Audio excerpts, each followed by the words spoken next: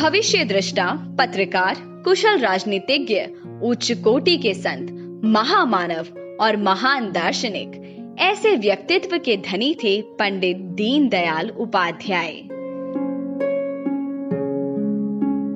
अभावों में रहकर भी शिखर छूने वाले दीनदयाल जी के जीवन में जो सरलता थी, वही उनकी सफलता का कारण भी थी। वे विलक्षण प्रतिभा के धनी थे और उन्होंने घनघोर गरीबी एवं कष्टों में शिक्षा प्राप्त की। 1939 में उन्होंने कानपुर से प्रथम श्रेणी में बीए किया।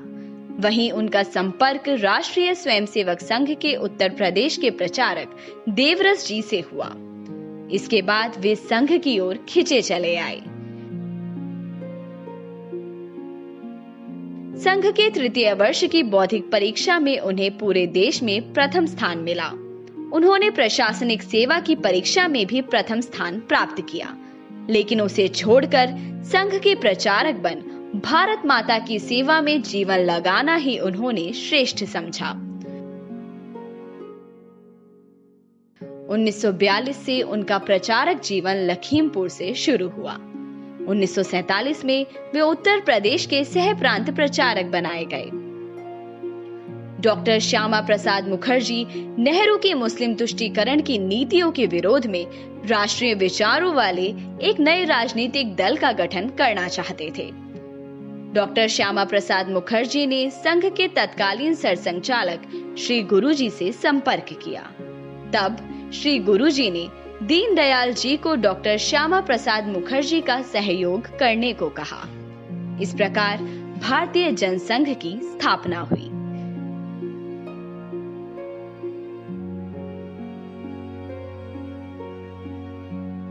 दीनदयाल जी प्रारंभ में उसके संगठन मंत्री और फिर महामंत्री बनाए गए। 1953 के कश्मीर सत्याग्रह में डॉक्टर मुखर्जी की रहस्यपूर्ण परिस्थितियों में मृत्यु के बाद जनसंघ की पूरी जिम्मेदारी दीनदयाल जी पर आ गई। वे राजनीति में सत्ता प्राप्त करने के लिए नहीं आए थे, बल्कि राजनेता कैसा होना चाहिए, ऐसा जीवन उन्होंने जीकर दिखाया।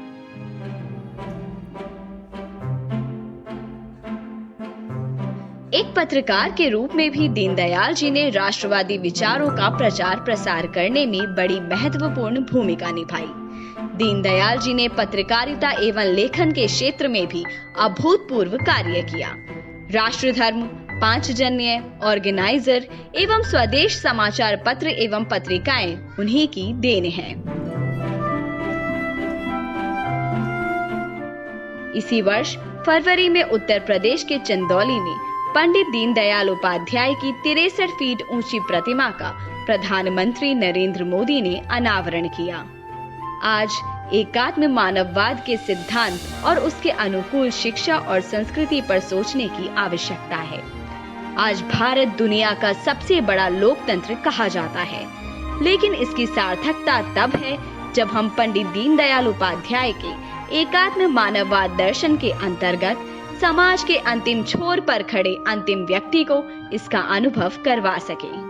सही मायने में देश का विकास तभी होगा जब समाज के अंतिम व्यक्ति तक विकास की किरण पहुंचेगी।